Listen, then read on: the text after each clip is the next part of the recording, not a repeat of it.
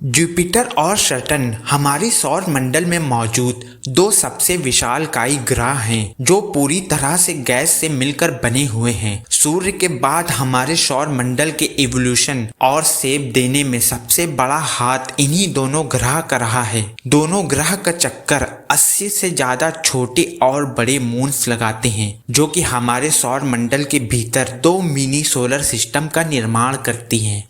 पर क्या हो भविष्य में किसी कॉस्मिक इवेंट के चलते हमारे सौर मंडल में मौजूद ये दो सबसे विशालकाय ग्रह आपस में टकरा जाएं। इसका इन ग्रहों, हमारे सौर मंडल और साथ ही हमारे धरती पर मौजूद जीवन पर क्या असर पड़ेगा और क्या इस टक्कर के बाद बने ग्रह के पास इतना मास मौजूद होगा कि वह अपने अंदर फ्यूजन शुरू कर एक स्टार बन जाए। ऐसे ही ढेर सारे सवालों के रोचक जवाब जानने के लिए इस वीडियो को अंत तक जरूर देखें।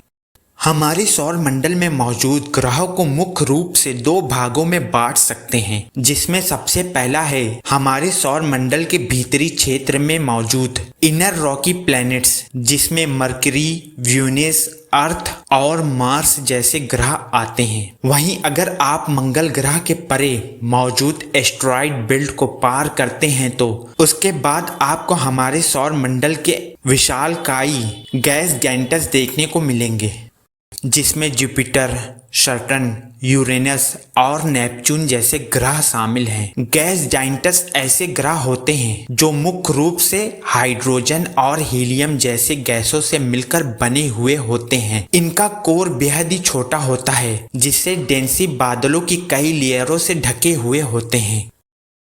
किसी भी फ्यूचर स्पेस ट्रैवल के लिए सैटर्न और जुपिटर जैसे गैस जाइंट्स किसी ड्रीम डेस्टिनेशन की तरह हो सकते हैं, पर ये जब ट्रैवल्स इन ग्रहों पर पहुंचेंगे तब उन्हें पता चलेगा कि इन ग्रहों पर उनके स्पेस क्राफ्ट को लैंड करने के लिए कोई हार्ड सरफेस ही मौजूद नहीं है। साथ ही इन गैस जाइंट्स का एटमॉस्फेयर बेहद ही ज्यादा खतरनाक और भयंकर होता है, जिसकी वजह से कोई भी स्पेस क्राफ्ट जो इन ग्रहों के एटमॉस्फेयर के भीतर जाएगा वह बेहद ही हाई प्रेशर और टेम्परेचर की वजह से कुछ ही समय में जलकर नष्ट हो जाएगा। यानी ये गैस जाइंट्स जितने खूबसूरत और अद्भुत लगते हैं वो उतने ही ज्यादा खतरनाक और भयंकर हैं। इन कारणों की वजह से और हमारे धरती से बेहद ही ज्यादा दूर के चलते अब तक केवल कुछ ही मिशन इन गैस जाइंट्स का करीबी से अध्ययन कर पाए हैं।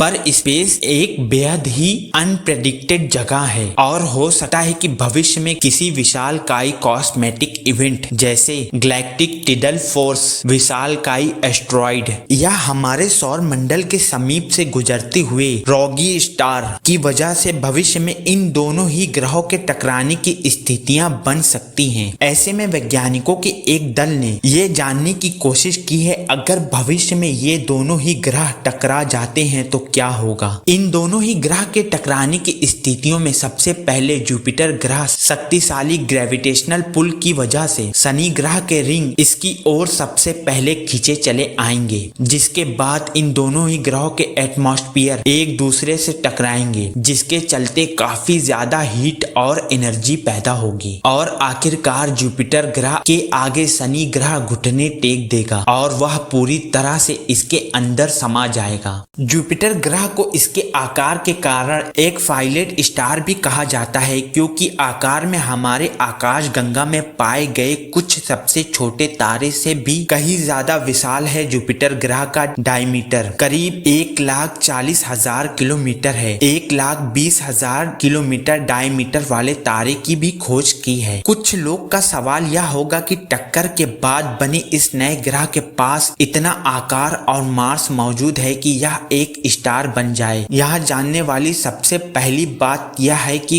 कोई विशालकाय स्पेस बॉडी अपने अंदर फ्यूजन शुरू कर एक स्टार बन सकता है या नहीं, यह उसकी बॉडी का मास डिसाइड करता है, ना कि उसका आकार। एक ऑब्जेक्ट का मास जितना ज्यादा अधिक होगा उसका इंटरनल प्रेशर भी उतना ही अधिक होगा, जो कि उसके अंदर न्यूक्लियर फ्यूजन शुरू करने में मदद करेगा। हमारे ब्रह्मांड में खोजे गए सबसे छोटे तारे का भी मास जुपिटर ग्रह से करीब 70 गुना ज्यादा है।